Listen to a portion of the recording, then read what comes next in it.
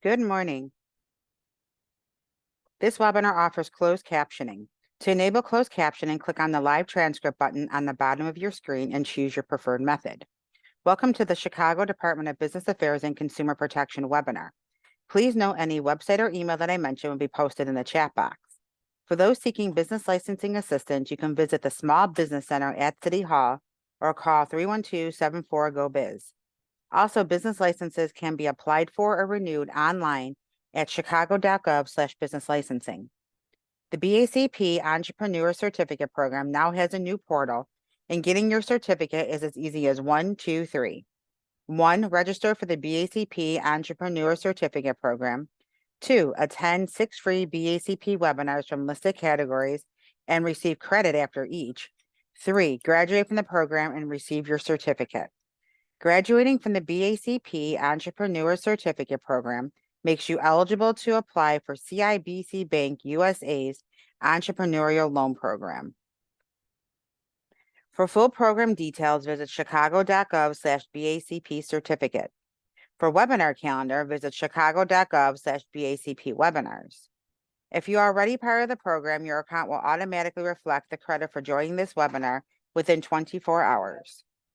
Also, this webinar is being recorded and will be available at youtube.com/ChicagoBACP. I will post the mentioned information in the chat box. We encourage attendees to ask questions. Please use the chat box to send your questions. There will be a Q&A session at the end of the presentation. Please note that the views, information, and opinions expressed during this webinar are solely those of the presenter and do not necessarily represent the official policy or position of the Department of Business Affairs and Consumer Protection or the City of Chicago. Today's webinar will be Getting Started in SEO, an Introduction to Search Engine Optimization, presented by Edwin Romero, Chicago CEO Consultant. Edwin? Hello. I don't know if y'all can see me. I hope y'all can hear me. Can y'all hear me? Yes. Beautiful. Awesome. Good morning, everyone. Thank you so much for joining me. I really appreciate it. We're going to just jump right into it, getting started in SEO, an introduction to search engine optimization. Before we go into the agenda, if y'all want to keep in touch with me, want to reach out after the presentation, feel free to take my information here. The contact info is going to be spread across the presentation, so no worries if you don't get to it right now. So right off the bat, the agenda for today, I just want to provide an introduction on who I am, kind of where I come from, how, I've adopted this SEO career. I want to give a definition of what is SEO, its impacts, how you can incorporate SEO as a business strategy, and that's in line with your goals, and just leave you all with a couple of final thoughts before kind of letting you all loose with applying SEO on your website. So, my name is Edwin Romero, SEO consultant. I've been in the SEO space 12 years. I started off as, and I'll probably jump into it in a moment. I started off a little bit after college. Was out of work and decided to, let me build a site, and I learned SEO a couple of years after college. Since then, I've had the good fortune of working with small businesses, mom and pop shops, mid-size organizations, those that range from $5 to $15 million of revenue, as well as enterprise level clients, those that are on Fortune 500 corporations, that are Fortune 500 corporations. And my experience, it varies: strategy, building out a sound roadmap for businesses and how to incorporate SEO into their business plan, looking at the technical aspects of a website to make sure that its infrastructure is pretty sound, and then ultimately looking at content, making sure that a business's content, what they're trying to convey through their messaging, is optimized for organic search as well as users. So that's who I am. Now, let's talk about what is search engine optimization. At the highest level possible, I like to define it as the process of improving web property visibility, aka websites, in the eyes of search engines. When we improve the understanding of a website, what we're trying to sell, the service we're trying to provide, we also go ahead and improve our rankings in search results, so long as we target or we make sure that our content is relevant towards that products. So those products. So for example, we have a family business called El Condor in Logan Square. We sell Ecuadorian products. So our goal is to make sure that search engines like Google and Bing understand that, hey, you know what? El Condor, they sell Ecuadorian and Peruvian goods. So we should rank them for Ecuadorian and Peruvian kind of keywords, search phrases. With that, it improves our ranking and our visibility to our website within organic search results. So because we talk about search results, I also think it's important to talk about the search engine landing page. So search engine results page. This is a SERP. Now in here, in this example, we're looking at a SERP around Pitbull pajamas. Pitbull pajamas is a thing. It's really great. If you have a moment, check it out. Really adorable. Now, what I want to do is divvy up the sections of the SERP so that we distinguish what's called paid search or SEM or PPC versus organic search. Paid search, they're basically ads. You know, like with any other ad, you pay an amount and then you get broadcasted to a specific audience based on kind of criteria you set. It's great if you have the budget for it. It's great because you have more control over it. It's immediate and you only pay when someone clicks. But I think there's a ton of confusion when it comes to paid search and organic. Often when I ask people, well, are you engaged in organic search? And they're like, yeah, you know what? I pay every month. I pay an X amount for my budget. And then I have to ask them to halt the brakes because what it sounds like is they're paying for paid search.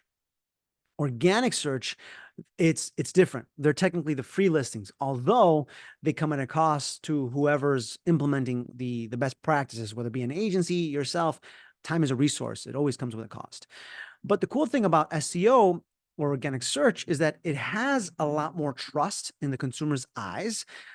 Although it's susceptible to changing algorithms, and we'll talk about what these algorithms mean, as well as more competition coming through Google, and requires a little patience. It's not immediate. It takes a little bit more time. I've been doing SEO on my branded website for the last 5-6 years. And I see the ebbs and flows, and it does require a lot of patience. It's kind of like the stock market, right? Where things dip and you know, the last thing you want to do is like, no, you don't want it to fall, but you kind of have to ride out the wave until it gets back up in the upward trend. So again, there's a huge difference between paid search, which are paid ads, SEM, PPC, and organic search, which is SEO, the free listings, technically free. Now, I will say this, the SERP is evolving. So right now, what you see here is not necessarily, it's not necessarily how it looks like nowadays. Let's say I wanted to do a little bit of research on Pitbull pajamas, and I asked Google, can dogs wear pajamas? Now, what's interesting is AI has integrated into the search results.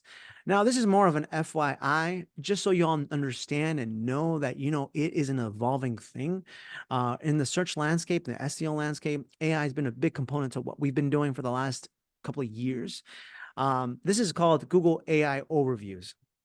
And it's kind of like it's AI component to within search results. Now, it's gotten better, it's getting better, but it's not one of those things where it's like, oh, I don't have to worry about AI. You kind of have to think through this possible component to SEO as well going into the long term. I don't think Google's going to back down from using AI within search results. So this is one aspect of it. And this is what's called a local SERP or a localized search results page. This is coffee shops near me. Now, I have a stat here later that says about almost 50% of all searches are localized searches. And this is a really good example of what that might look like. So coffee shops near me presents a bunch of businesses around me where I get to filter out ratings, prices, hours, the business. I get a view of the map of where they're located based on where I am. But it even goes further. So same view, local, this is called a local pack where we have the coffee shops near me search query, but we also have again the localized information, but now we're starting to get the more traditional blue links, right? So we start getting the organic listings here thereafter, and then as we scroll farther down, we get more suggestions. This is very interesting because what Google's trying to do is they're trying to satisfy me as a user. They're trying to make sure that I'm getting the best possible experience by presenting me a diverse set of results. Now, granted, some of them might be good, some of them might not be good, but the goal is for Google to understand what I'm trying to achieve by clicking around the various results. Now, with all this information about the SERPs, AI, localized SERPs, you might be wondering, well, how do I rank for this, Edwin? So let's talk about the ranking position. So search engines take a slew of ranking factors to calculate search results or search rankings and positioning. I say calculate because the short of it is they lean on a very complicated algorithm, computation, basically a ton of math to present what the results are, positions 1 through 10 and what have you. Now, those ranking positions include, or those ranking signals include over 200 factors. And they range from things like on-page copy, and we'll talk about some of these like page title, meta description, links, domain age, keywords, so on and so forth. But interestingly enough, a couple of years ago, Yandex, which is Russia's equivalent of Google, their search engine, their document search algorithms documents got released. And we found out that they had over, I think, 1,100 ranking signals. Now, I'm not going to, tell y'all the rest of the presentation is going to be 1,100 ranking signals because SEO at that bite-sized piece, it doesn't work. And we'll talk about that when we talk about strategy. So we're going to consolidate some of those big aspects so they're a little bit more digestible, but don't think like I got to do page titles. I got to do this. I got to do that. Go through a checklist. That's something else to watch out for as business owners, right? We work with, there's a lot of SEO vendors out there that say, hey, you know what? I'm going to offer you an SEO strategy and it's going to be great. And your rankings are going to just skyrocket. So lo and behold, a week or two afterwards, they provide a spreadsheet. And they're like, here is all the things that are wrong with your site that you have to fix. That's not a strategy. That's a checklist. That's something to watch out for. So let's talk about the impacts of SEO. And these are some really cool stats. So 64% of searchers trust search engines when performing research on a business. So it's telling. So if I'm looking for Acme XYZ, I'm going to go on Google and I'm going to look at Google to provide me with accurate information, accurate reviews on that reputation of the business. Like I mentioned earlier, 46% of searchers have localized intent. Almost half of all individuals searching online, which is, I think, millions of people. I think now they get millions of searches, if not 1 billion searches per day. All of them, half of them, I should say, have localized intent. They're looking for something near them. The close rate or the successful, when we talk about making sales, the success rate is much higher through search engines versus traditional leads. So the close rate is 14.6 within search engines versus the 1.7 versus outbound leads like cold calling, direct email. Now, 78%, and I think this is even higher, 78% of mobile searches result in an offline purchase. I'm not even sure if this is higher. I think this is a metric that's evolved because most individuals now have the capabilities of purchasing through their phone, and brands, based on the technology that's out there now, there are resources and solutions that make it a lot easier to have users convert online or through their mobile device. So some couple cool stats. What I want to talk through now is SEO strategy, but I always tell folks SEO strategy is business strategy. There's no way around it. And I want to talk through how is SEO strategy business strategy. So if we look at business strategy as a whole, business strategy is basically a way or a plan to keep a business thriving. That's as succinctly as I can put it. You have a mom and pop shop, maybe in a little village, that's trying to make a sale. You have an accounting firm in the Loop or River North that is trying to get a new client, or you have a co-working space out of the Northwest Side, Logan Square, Avondale, that's trying to get a new tenant, right? They're all trying to achieve something to keep the lights on. They want to keep the business thriving. So the business strategy is meant to basically keep the business in a healthy state. But what I want to do is I want to tweak this business strategy keeps a business thriving comment just a little bit. SEO strategy keeps a business thriving online. That's how I like to look at it. I say this, and I'm very passionate about this because being in the space as long as I have, I've seen businesses come and go. Like Google search engines results and their algorithm updates, they make and break million-dollar websites. So it's not impossible to have a business thrive online through organic search. That brings me to my story. So my story, these are my parents. They are Ecuadorian immigrants, came over to the United States in the 70s. In 1996, they opened up El Condor, And what's really cool for this presentation, I started going back to see what's the earliest I can find their website. And this is it right here. This is kind of your standard 90s website where you have like a slide that plays a whole bunch of music and has like flash. It has like pictures and whatnot. But as I started going through over time, I started seeing its evolution. This website here was the website I built right after college. I was a finance manager trying to figure out, where I can get in marketing, be it like one of those Mad Men, executives. And I learned about SEO. So I started building them a website from scratch. And this is their website now. Now, it's a little bit more robust. It's now on a dedicated content management system, which is a CMS. I'll be honest, it's a WordPress site. I actively optimize it. I actively look at it. And I want to share some numbers with y'all. So this is Google Search Console. This is Google's free SEO analytics platform. I'm going to pause right now. If you have a website and you don't have Google Search Console, I want you to put this at the top, the tippity top of your list. Get Google Search Console. You're going to get a ton of great data, great information. And we'll talk about what that looks like. And actually, I'll mention it right now. That includes like what keywords drove traffic, what URLs are performing really well, how things are looking over time. So as well as some issues that Google finds around your website. So going back to this performance, this is actually El Condor's performance. And this is the last 16 months, we accrued approximately 23,000 clicks to the website. That means 23,000 possible customers that came to the website. So I crunched the numbers, and that was about 48 people per day coming to the website. Tweaking it just a little bit, 48 possible customers, clients, tenants, what have you, per day. I want to make sure that we can take these 48 prospects and make them into our actual customers, clients, and tenants per day.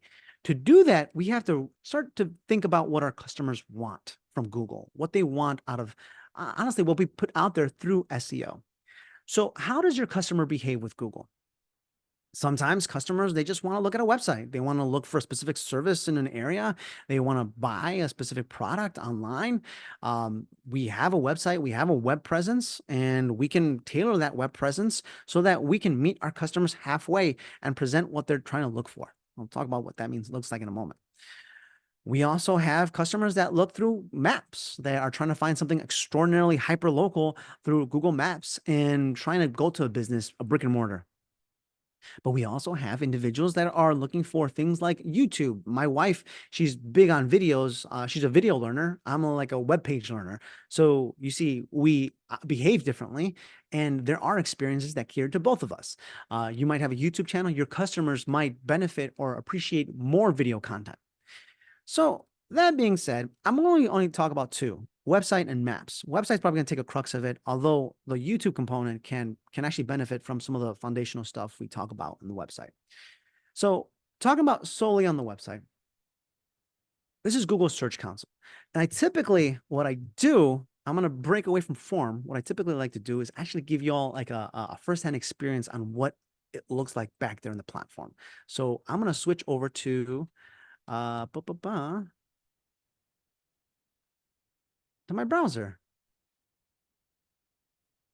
So now what I'm opening up is a series of tabs that I've already basically outlined in my presentation, but I want y'all to look at it live. So this is Google Search Console live. This is specific to my website, my branded website. Like I said, it's pretty nifty. You can toggle between various date ranges, but I lean mostly on this information to see how I'm performing. Like I can see the various URLs that are on my website. I can look at the keywords or the queries that drive traffic, the clicks.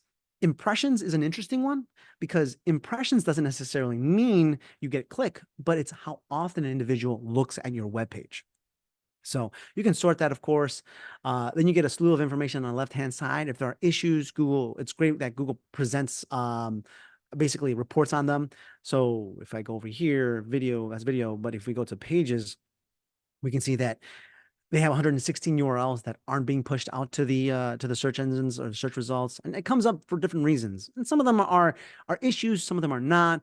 But when I see websites that are relatively large, I'm talking about tens of thousands, this becomes extraordinarily critical because 10% of 100,000 is 10,000 pages that isn't being picked up by Google. We want to understand why.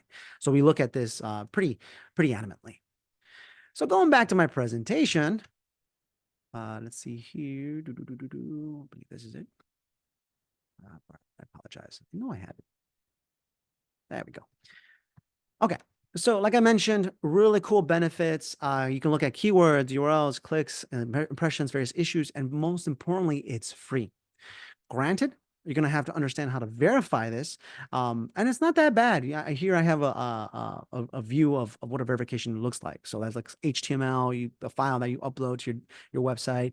You can use a HTML code. If you have Google Analytics, which we'll talk about in a moment, you can use that. So there are ways to use it or to verify it. The other thing I want to encourage y'all to do is verify Google Analytics 4. So Google Analytics 4 is a web analytics platform or service that tracks and reports on the different types of website traffic that you have. So it's way more than just organic search, SEO, it's social, it's email, it's paid search, it's a lot more. So going back to the web browser, I have that open for y'all as well. So this is my view here. And it's not bad. I like it. I'll be honest. I'm still trying to get used to it. Google Analytics 4 is a relatively, I don't want to say relatively. It's about a year, some change owed. And prior to then, there was Google Analytics Universal, I believe. And that one was basically sunsetted. That went away. So webmasters have to lean on GA4, which is fine. What can you do? The GA Universal is gone. So we lean on this to understand how our users behave, where they're coming from, what channels are driving pretty good growth. You can see here on the left-hand side, organic search is really important for me. But direct is also pretty big as well. So people typing in the URL into my website, into the search bar, or through links across the web. So if you also have e-commerce, you can sync this up to see how much you're earning. You can do a lot of cool things. You can sync it up with goals for your website. So if someone submits a form, you can get reported. So it's pretty robust.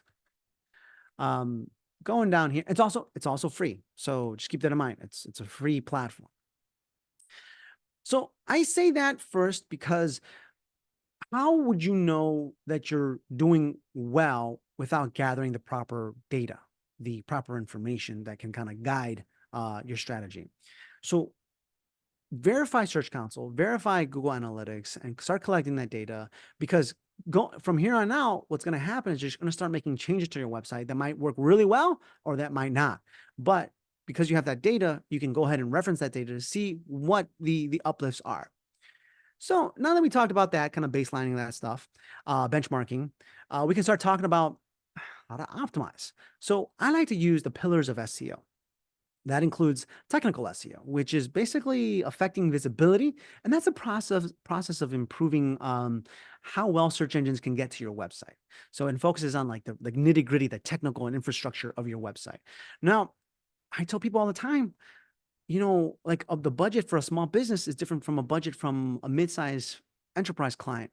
So this might not be something that's beneficial for y'all. There are some stuff that's foundational that I will call out that you should have, but focusing things on, like, I'll give you an example, page speed that requires a mass amount of effort. You may not want to do that. It may not affect you.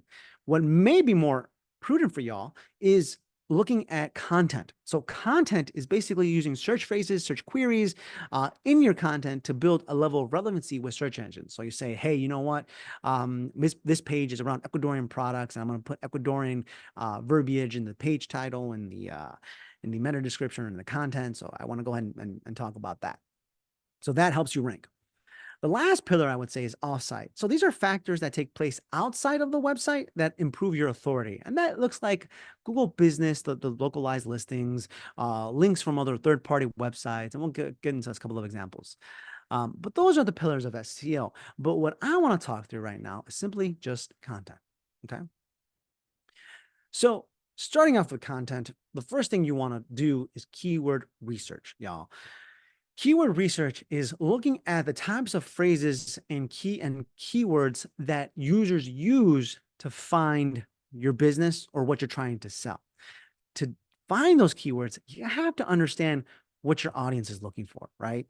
If I'm going to provide an example right now, but if you're, again, going back to my parents' shop, if you are an Ecuadorian looking for Ecuadorian products or something like ají amarillo, which is a yellow pepper that's popular in South America, I want to write about ají amarillo on my website. So then I incorporate that keyword, that key phrase onto my website through either a blog post, through a dedicated landing page, so on and so forth. Something you want to keep in mind is something like monthly search volume, MSV. That's basically how often a specific keyword might be searched. And then you want to look at your competitors and how they're using it. So you might be wondering, well, Edwin, how do we find this information? How do we find keyword information, keyword research? How do we perform it? There's a lot of great tools, and I'll talk about one in a moment. There's keywords everywhere. That's the one I want to talk about. But there's other things like Google Trends, which is free. You can look at kind of how things have been trending. There's SEMrush, SEMrush, which is paid, as well as Ahrefs. And there's a couple other ones, but my go-to right now, it's SEMrush, but I also use keywords everywhere. So to give you an idea of how that looks like. All right. So I looked up Pitbull pajamas. I'm going to pause here really quick. If you notice this screenshot that I took earlier about Pitbull pajamas, you can see that it's actually evolved pretty substantially. Here we go. So this was Pitbull pajamas. Again, just trying to drive home the fact that the search engine optimization, search engine landscape evolves. So this is the Pitbull pajamas landing page. Look how it is now. It's way more robust. It has ads on top, ads right here. It acts more like an e-commerce website than anything else.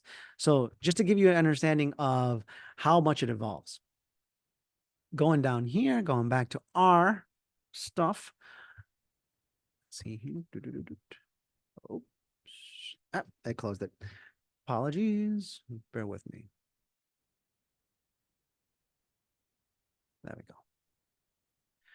So, like we were talking about, I wanted to talk through some of the SEO tools. Not all the SEO tools are super affordable. They're pretty costly. And as an independent, I have to watch my costs as well. I only have SEMrush and keywords everywhere. So keywords everywhere, if you're trying to perform keyword research to see what's your website, what's your product, and what's your services, what you can build around that, you can use keywords everywhere. Keywords everywhere is a Chrome extension. So right here, I'm going to click on it. Keywords Everywhere is a Chrome extension. It's pretty nice. Honestly, you get 100,000 credits. Now it's subscription based, so you have to pay like, I think a few bucks a month. But what's really cool is once you pay the few bucks a month, you start getting your data, you're going to have a lot of credits. So every search query I perform eats away my credits. So Pitbull pajamas, you get the search volume. This is 1,900 searches per month. So you can see it's pretty competitive. If you are engaging in paid search, you can look at things like cost per click. That's 34 cents. It basically says that, a brand can expect to pay 34 cents per keyword usage or per click. The competition, and then the trend line over here. And this is I wish I can extract this here. Can I extract this? No, okay. So going down here, it's more keywords everywhere data. So you can see how it trends over time. And this is basically, there we go, beautiful. This is Google Trends. I talked about this a moment ago. This is free. It's a free platform that gets to give you insight on how a specific keyword has trended over time. Now, it's not necessarily SEO keyword research, but it can be more around like news, the election, things happening in the city, festivals and what have you. It's pretty cool. I use it a lot to kind of in my analysis.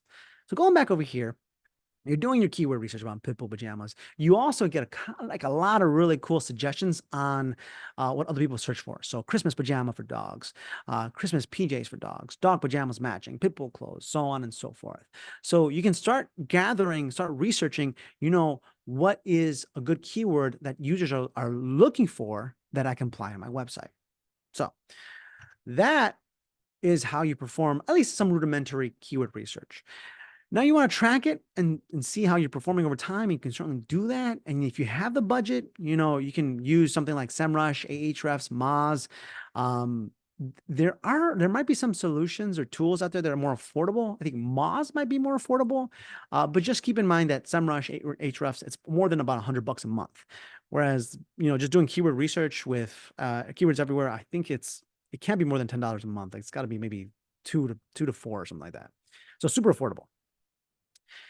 So when you have Pitbull pajamas, and you want to say, and you want to be like, okay, where can I insert it? What is a good place to insert that keyword now that I know like users are looking for it? There's something called the page title. The page title is basically the name of the document. And I'm going back to the results over here. So the name of the document. So the way Edwin is important to me, and I'm sure your names are important to you, it's your identity. The page title is basically the name of the web page. And it happens to be the most significant element on a web page for SEO. Just a single one. Of course, there's nuances, but this is the most important single element. You can see here on the top, it reads pajamas, pity clothing. Going over to the search results or the SERPs, it's a little bit different. You'll notice it says pajamas. It dropped pity clothing, the brand name, but it's still using pajamas. I'll tell you this. Search engines have gotten so smart to the point where they know that there's a connection between the name of the site, Pity Clothing, and what's found in the page title, Pity Clothing Co. They know Pity Clothing Co. is the name, so they're like, there's no need to report it in the page titles in the SERPs, so they just drop it. Other times, you can see competitors here, Pitbull Pajamas, Pitbull Pajamas, Amazon. They go ahead and present it, and they tweak it based on what they feel might benefit the user. Regardless, depending on your CMS or content management system, what you're using, whether it be WordPress, Wix, Shopify, something more custom, you're going to want to make sure that page titles are very accurate. They don't include like random keywords or multiple keywords. So if this read pajamas, Pitbull pajamas, pajamas for dogs, pity clothing, that's spammy. You don't want that, right? What that's going to do is going to tell search engines you're just spamming it up, and it's going to cause you way more harm than good. Just be direct, be as useful as you can. This is pretty good example, Pajamas Pity Clothing Co. So keep that in mind. First thing you want to do if you're optimizing web pages, look at the page title. Going back to our agenda here. Next thing I want to talk about, actually, forgive me. The page title, keep it pretty succinct, pretty relevant. Keep it between 55 and 65 characters long. Use your targeted keywords. Make sure you use your company name, although search engines sometimes do drop it, and that's okay. And make it very compelling, make it eye-catching. I will say this, the meta descriptions are kind of like page titles, but they aren't a ranking factor. Where page titles are probably the #1 ranking factor on page, meta descriptions they don't affect how you rank. That doesn't affect how you perform. Because if I go back to the search results over here, and I'm a reader, I want to read the meta description down here to make sure it's relevant to what I'm looking for. So if I decide, you know what, tooth and honey is way more relevant to what I'm looking for than Pitbull for pity clothing. So I'm going to go to this one. So again, it didn't affect the ranking of tooth and honey, but it affected how I behaved. It affected what's called the click-through rate, how I click through. So I would also focus on making sure that you create a meta description. And I say that because I'm going to show you something else. So pajamas, let's go over here. I have some cool SEO Chrome extensions. One of them is called SEO Meta in one click, and they're free. They're all free. So SEO Meta in one click basically takes a lot of SEO information that's on this page and just reports them. So I can see the title tag, oh, pajamas, pity clothing, super easy. The meta description, however, I see Pity Clothing Co. Okay. So I don't have a custom description, which means it's not super relevant. It's a pretty powerful site, so it's going to rank #1. But if we go back to the search results, knowing there's not a description on there, let's look at what it does. Chasing Rainbows, 34 regular price, $39.99, unit size, ML, it's a whole bunch of stuff that really doesn't compel users to click through. What search engines are doing is basically they're looking at the web page and they're trying to understand it. Okay, there's a bunch of sizes, the pricing. Let's just gather what information we think is going to be really relevant to users and just place it in search results. Whereas these folks, if we go to it, I bet you they have a meta description in place. So again, we go to the website, we go to MetaClick, SEO MetaClick, and whatever, and then we load up some of the meta descriptions or some of the metadata. Let's give it a second. It's a little slow. That's not right. There we go. Cool. So you can see here, the meta description reads, Tooth and Honey, designer large dog clothing accessories, so on and so forth. Let's see what it says here. Oh, beautiful. Tooth and Honey, designer large clothing and accessories for bully breed dogs. I'm saying this because if you don't provide a meta description, you're going to leave Google to write one for you. It's not something that I recommend websites do. You want to be in control of your messaging as a brand, as a store, as what have you. You want to be in control of it. So get on the meta descriptions if they're blank. Um, so right there, I had something else. Okay, going on the on-page copy. We talked about how significant the page title is. But I also don't want to neglect how important the copy or the content that is on your web page is, right? So in our case, we can reinforce specific keywords. So pajamas, you see on the right-hand side, there's pajamas, pajamas, pajamas, pajamas. It tells search engines, okay, we understand it. This web page is about pajamas. So we have to tie that into when we rank websites for our users. Okay. Other places you can rank, you can update and content. The URL is pretty big, pretty significant. The navigation is huge. Let's go back over here. I think it's always good to have an example. Let me put this here. So like the URL is really big. The navigation is also really important. How you structure your website. Like I mentioned, on-page copy. So down here, pajamas, pajamas, pitbull, pitbull. So it's just kind of driving home the fact that this website is about pitbull pajamas. Um, the next aspect I want to go into with the pillars of SEO is technical. There was something I wanted to call out for content, and I apologize, I'm not recalling what it is, but if it does, I'll pause and I'll go back to it. But with the pillars of SEO for technical, now, this may be pertinent to y'all. This might be important. It might not be, but there are some foundational things that you should be able to take care of.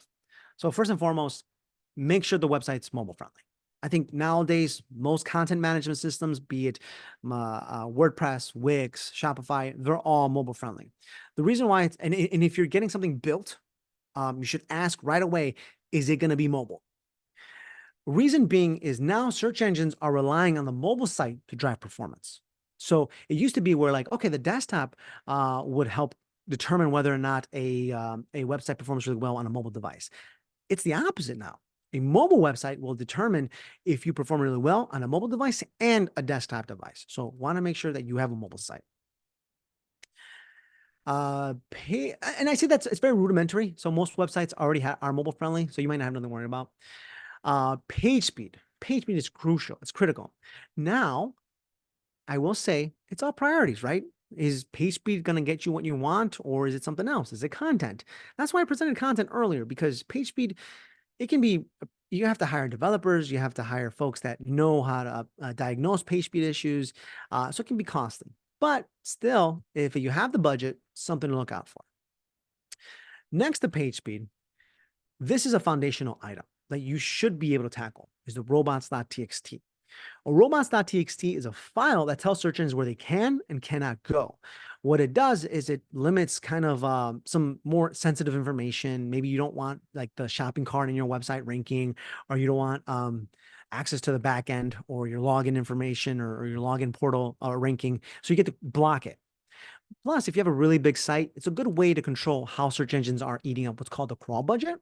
The crawl budget is basically how much allowance they have to crawl your website. Each website's different, so there's no like big old number says that Edwin Romero only has 100 pages to crawl per day. So you kind of want to feel that out, but be mindful of the robots.txt. Make sure it's in there, but also create a reference to what's called an XML sitemap. So an XML sitemap is a list of all your web pages on a website that you want to rank. It's super quick win. I tell folks, like, if you don't have a sitemap, just go ahead and build one out. If you're not sure how to build one out, it's pretty straightforward. You take all the URLs on your website, put it on a text editor, and just export it as an XML. So like, what you do here is you take the XML sitemap with all the URLs of your website, and then you take this and feed it into Google Search Console. So now what you've done is you've taken your URLs, and you've basically fed it straight through to search engines, increasing the likelihood of it performing. Going back to the pillars of SEO, offsite. So offsite, I won't touch on this too much, but it's something that y'all have to be very careful. There's a lot of there's a lot of folks online that say, you know what, we'll get your rankings really quick for $100 a month. And I'll be honest, that's kind of like a too good to be true. $100 a month. Sometimes these agencies, what they do is they basically buy up backlinks, and what they are basically is different references from different websites. So what we have here, let's say you have your website, right, in the middle, and then you have website A, B, C, and D. Now, link building is kind of like being in a neighborhood, right? Like if or being in part of a group. If your group is really good, they're outstanding students, you're going to be seen as an outstanding student. But they're if like, they're a little bit iffy, a little bit of like a little bit rough, then they're going to search engines are going to see you as, you know what, maybe this guy is kind of a shady character. So link building is about building up a reputation among similar sites. There are things you can do. Things are legit. Things like chambers of commerce. If you are looking to be a part of a chamber of commerce, what they typically do is they offer a link back to your website. That's a really great resource. That's a really great win. Local calendars. If there is calendars online about summer's a good example. Summer where the various food festivals that happen, and you offer a pasta. So or you have a restaurant and you want to be on that local calendar. That's a really good opportunity. Best of guides, again, you want to be something notable, something worthy or not something noteworthy. Best of guides is a really good example. You can use donations as opportunities, local awards and shout outs, and localized directories. But the last thing you should all do is buy links. You should not ask somebody for $100 a month for $100 to buy you links. More than likely, it's going to be like comment spam. Basically, when someone goes to a blog and says, "Wow, you provided really good research. Thank you for sharing, and here's a link." So what that does is tries to point back to your website. But again, Google's smart; they can identify what the spam is, and if you're in a bad neighborhood, they're gonna be like, "Well, you know what? Like this guy's a bad seed." So something to watch out for. Now, moving on. A last bit I want to talk through is maps. So this here is Google Business Profile. And similar to how we did it before, I want to show y'all how it looks like. It's evolved a lot. We're looking at right now Condor's Google Business Profile. So now it's directly in the search results. This is really trippy. It's weird. They used to be in a dedicated platform. Now it's like you get to access it all right here. But what's really cool is you can provide a ton of great information about your business, not just a description of your business and the hours, but you can collect ratings and reviews. You can look at metrics like the keywords that drove traffic to your Google Business Profile. So this here is just the analytics part of it here, performance. Scrolling down, you can see some great information around how people have viewed your business profile. Through Google Maps is a huge one. Google Search for mobile and desktop. Google Maps on desktop as well. And then a whole bunch of keywords that have helped our business rank. Restaurants, Condor, grocery store, El Condor. Now totally based on proximity to our business, but something, it's still really good keyword information. So that's just the data portion of it. But you can go ahead and start optimizing your profile. And your profile can include your business name, your business category. So we have grocery store, Ecuadorian restaurant, things that weren't approved, grocery store, Ecuadorian restaurant, and Peruvian restaurant, which makes sense. I'm telling you, Google can be freaking smart. They know that we're not Ecuadorian restaurant. They know and we're not a Peruvian restaurant. But they did approve the stuff that we are relevant for. We also have a description, of our business. El Condor is a Chicago family-owned grocery store, so on and so forth. We can add opening date, our telephone number, website, social profiles, on and on and on. The goal is to make sure that search engines understand that we are a business that's alive and well, and also that we cater towards our reviews. So we have 140 reviews for our brick and mortar that we regularly respond to. So you can treat it like a social profile. You can put posts on it. Google rewards kind of that kind of activity. You can provide updates, hours updates, edit profile, edit descriptions, and what have you. So really powerful. Again, it's free. So you want to get on that, especially if you have a brick and mortar. If you're like a service-based business, and maybe you want to do that too, because what comes to mind is like accounting firms. If I Google someone like an accountant for Baker or something like that, you might pop up in Google Maps. So you might want to go ahead and do the Google business profile as well. So the other thing that benefits your performance on a local level is what's called citations. That's name, address, phone, and website. So all this information is basically how Google and other search engines begin to uh, rank y'all. They have a whole bunch of information on you. So now they can say, okay, it's relevant for XYZ or these queries. But in addition to Google Business there are other online, I guess we could say, profiles that you can verify. Bing Places is a big one. Now you might knock Bing, but at the same time, Bing I think owns 10% of the market share right now. So in the United States, so 100 million people, that's 10 million. That's 10 million people. So plus it depends on your demographic. If your customer is a little bit older, they might use something like Bing, might use something like Yahoo, which uses Bing. They might use Yelp. You want to verify your Yelp, your Facebook, Yahoo Local, and a whole bunch of other ones. I would say, first and foremost, Google Business Profile. Secondly, Bing Places. We have Yelp, Facebook. Yahoo, we don't. But the first four are pretty solid. So get that in order. Get your name, address, phone number, website. Make sure it's consistent across all these platforms. Okay. So now, a couple of final thoughts as I wind down. Where is it? Oh, here we go. SEO is a process.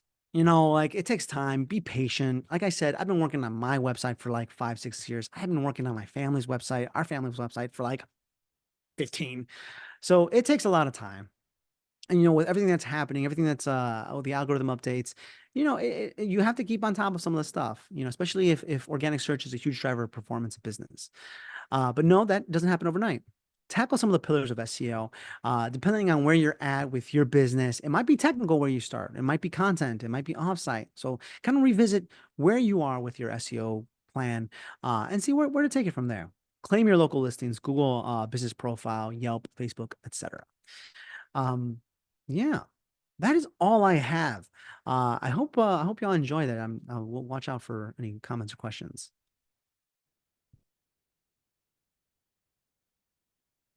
Great. Thank you so much for such a great presentation. I already see questions coming in. Let's see.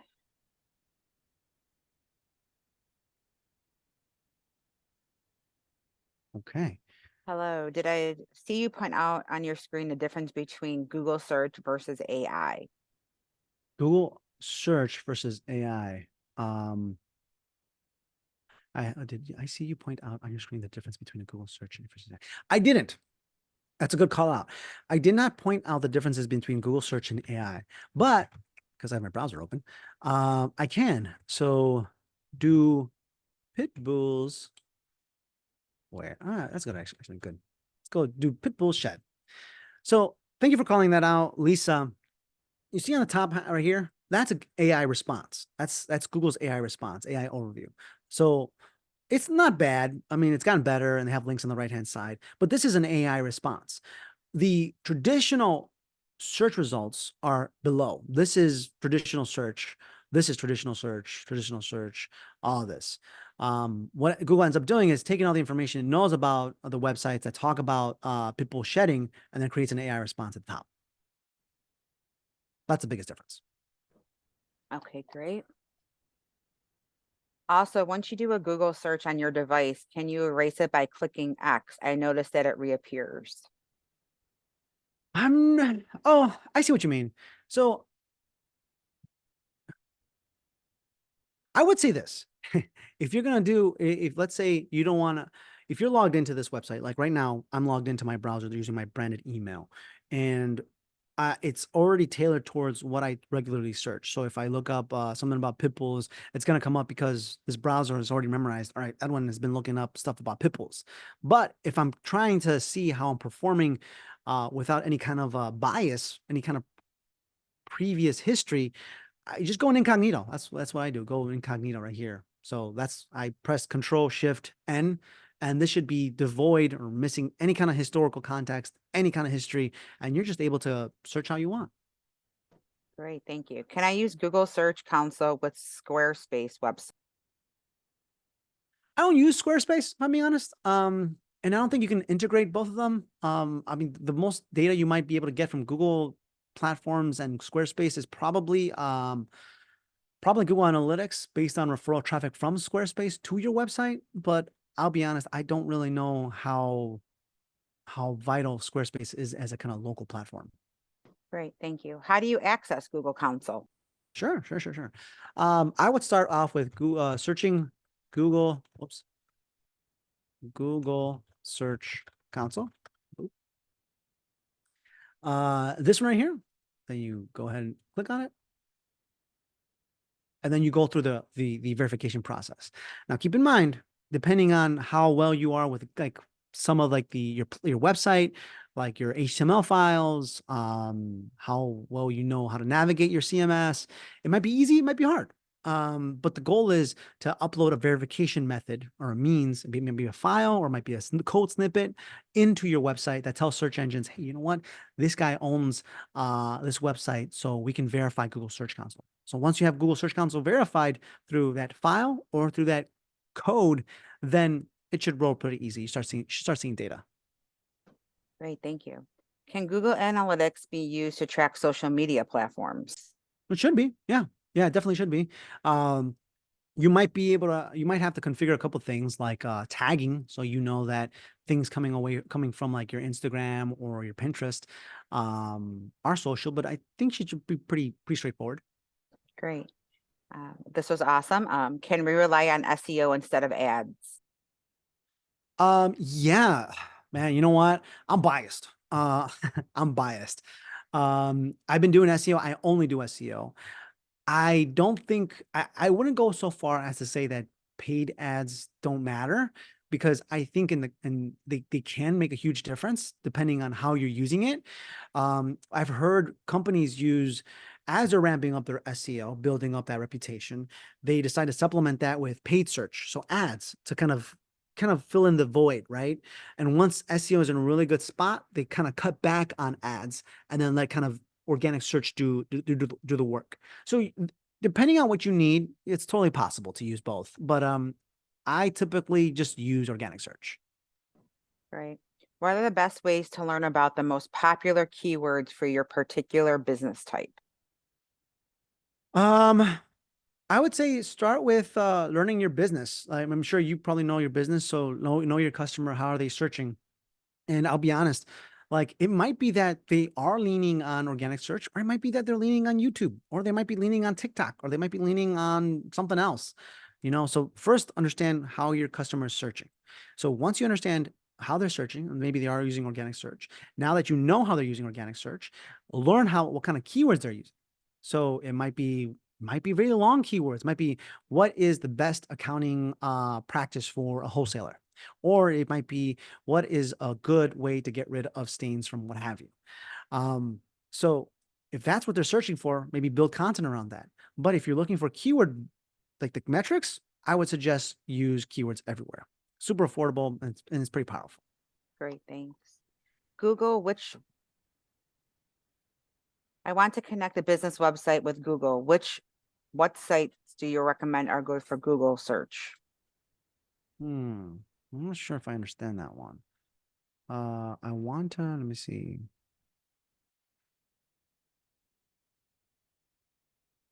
Let me see if I can find that question here. I do not have a website. Could you repeat that question again? Sure. If I want to connect a business website with Google, what sites do you recommend are good with Google search?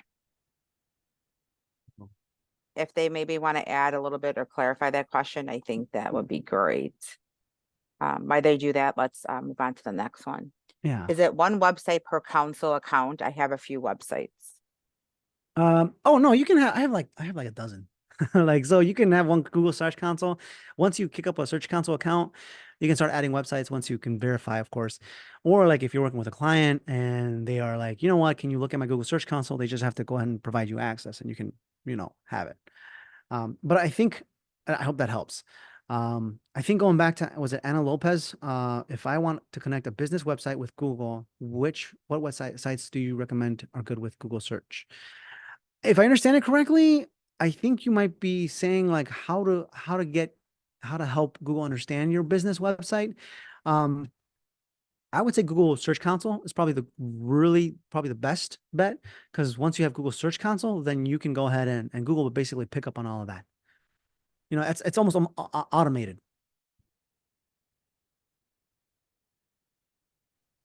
Perfect. If there's any other questions, if you could please put them in the chat, trying to get to everyone's. Is XML easy to use, intuitive? Is XML easy to use, intuitive? Yeah, yeah, I would say so. Unless you have like a massively big site, like tens of thousands, it's pretty straightforward. Now, again, it depends on what your CMS is. WordPress is a really popular one. Wix has really gotten popular as well.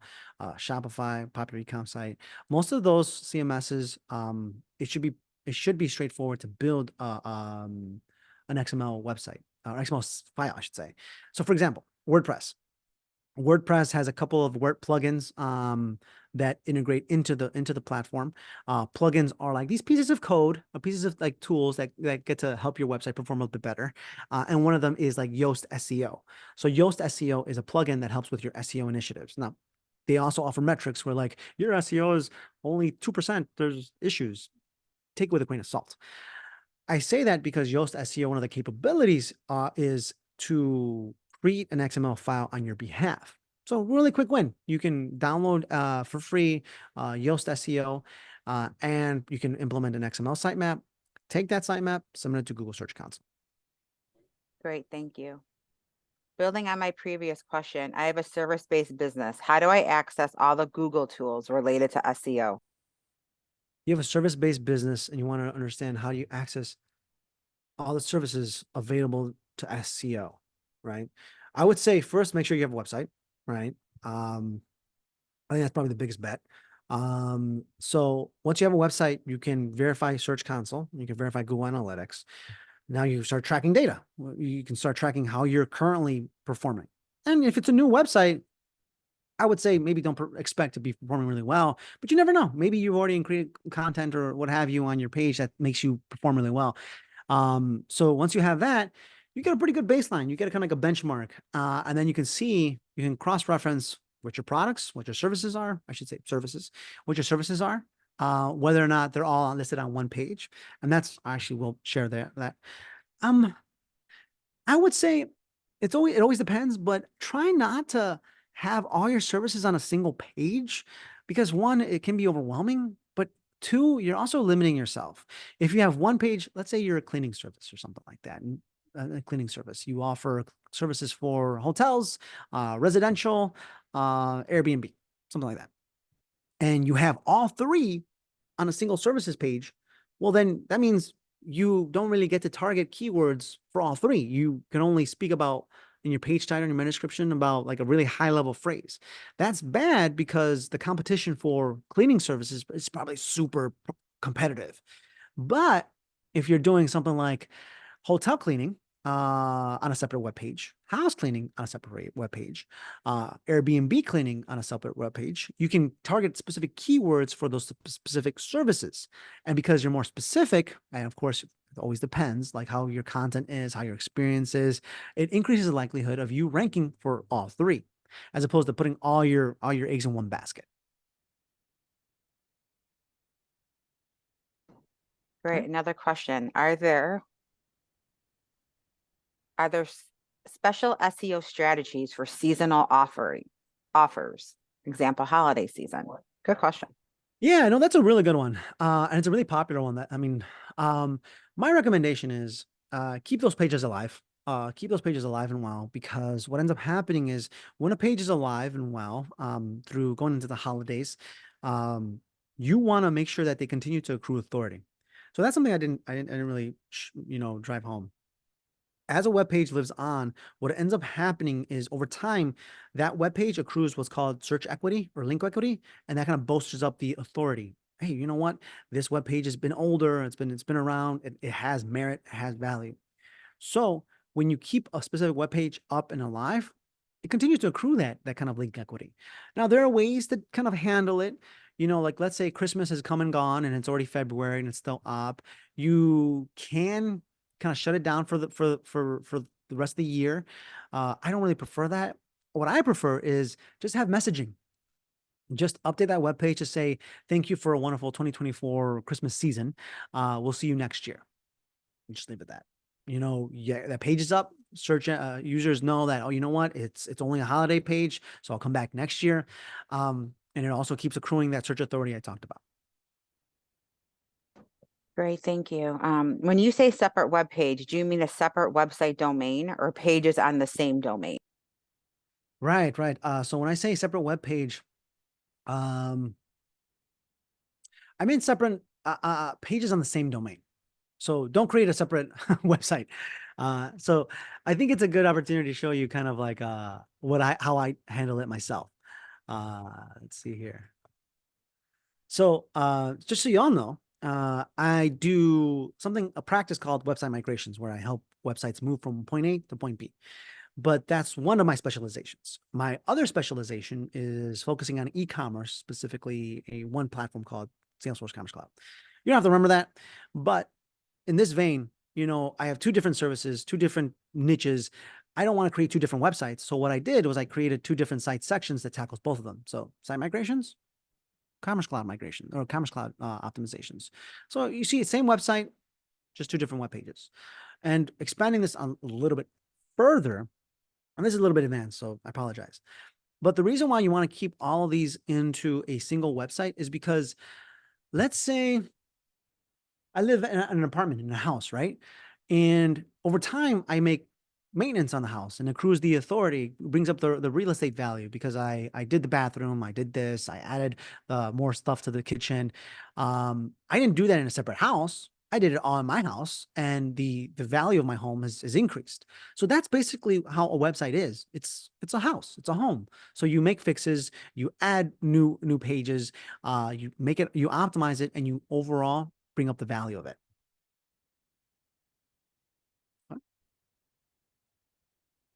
Okay, great. Thank you. Lots of great jobs. Thank you so much for the great presentation, really helpful information. We'll give everyone one more minute. I think I need this exactly. That's great. Lots of great information. We'll give everyone one more minute to put any other questions. Thank you so much. Well, it looks like that is all the questions that we have today. Edwin, thank you so much for such a great presentation and such great information for all of our entrepreneurs out there. Again, thank you for coming No in. worries. And thank you all for attending this webinar. Hope everyone has a great, safe, and fun long weekend. Thank you so much. Thank you, everyone.